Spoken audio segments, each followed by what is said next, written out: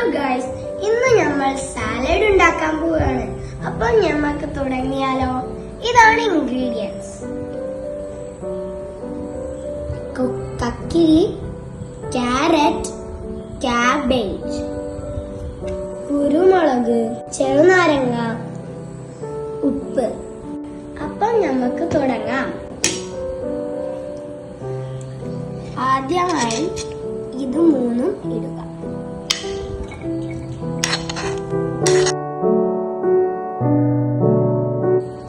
അതിനുശേഷം ചെറുനാരങ്ങ ഒഴിക്കുക. അടുത്തത് ഉപ്പിടുക. കുരുമുളക്. ഇത് നന്നായിട്ട് ഇളക്കുക.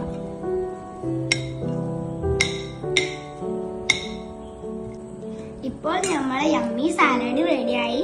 നിങ്ങൾ ഇത് ട്രൈ ചെയ്യണേ.